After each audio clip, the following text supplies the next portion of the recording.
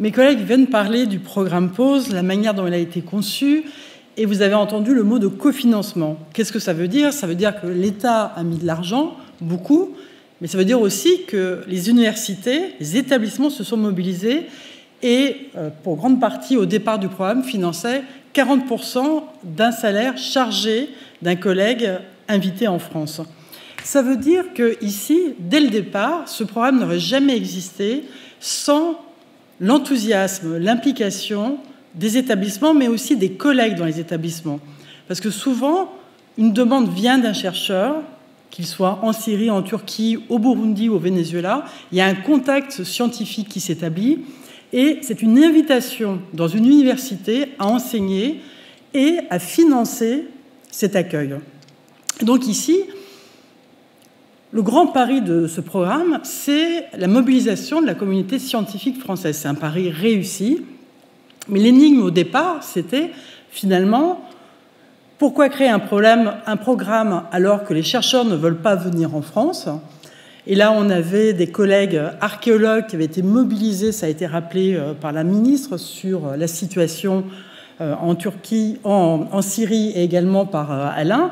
Il y a des collègues archéologues, Alain Schnapp, Jean-Jacques Blasner qui est présent dans la salle, qui nous ont mobilisés pour dire, en fait, des chercheurs qui parlent français ne peuvent pas être accueillis en France, ils vont en Allemagne. Donc il n'y avait pas de doute sur l'intérêt de venir en France, il n'y avait pas le mécanisme pour les faire venir dans l'urgence, parce que le système français universitaire a sans doute beaucoup de défauts, mais il est très protecteur, contrairement par exemple au système universitaire allemand, qui est beaucoup plus flexible et vit grâce à un système de contrat à durée déterminée dans la première partie de la carrière.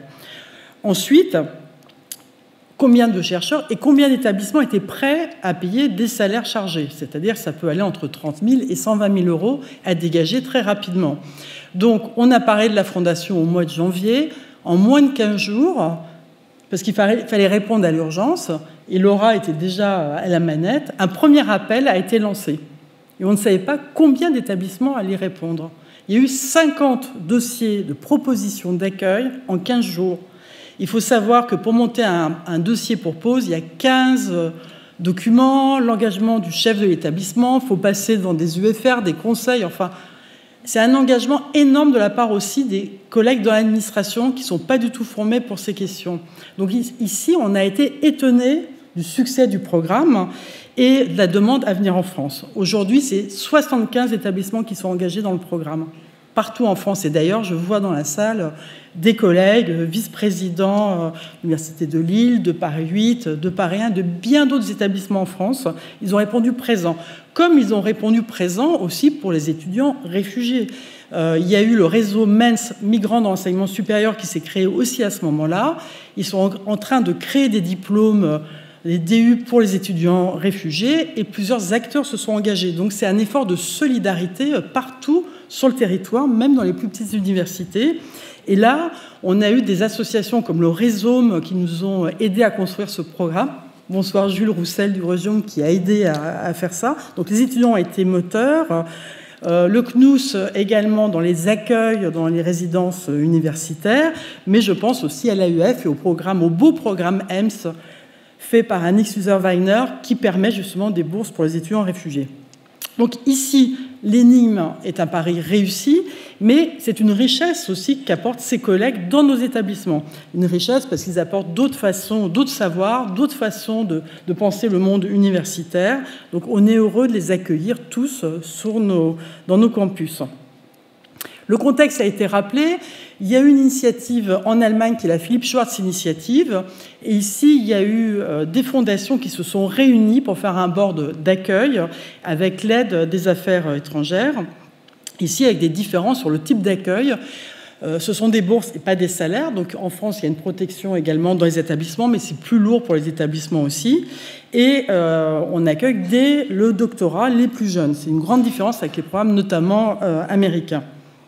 Ça veut dire aussi ici qu'il y avait également en France, avant le programme PAUSE, une histoire de l'accueil en France des collègues. Ce n'est pas la première fois qu'on accueille des collègues en France.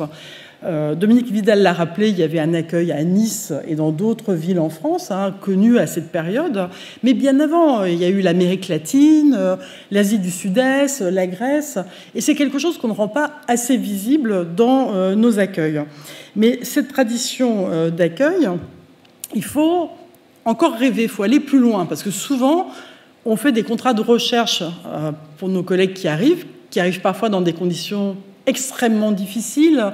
On a une jeune doctorante qui est arrivée, par exemple, dans notre établissement sur un petit canot avec un bout de papier et un chat, sans papier, sans argent, dans des conditions dramatiques. Mais il faut aller avant dans cet accueil, c'est-à-dire qu'est-ce qui se passe au bout d'un ou deux ans. Et là, le programme PAUSE, il y a Laura, il y a toute son équipe qui est présente ce soir, mais c'est pas beaucoup de monde, l'équipe du programme PAUSE. C'est 3 personnes, plus 2 personnes grâce au programme développé en Europe.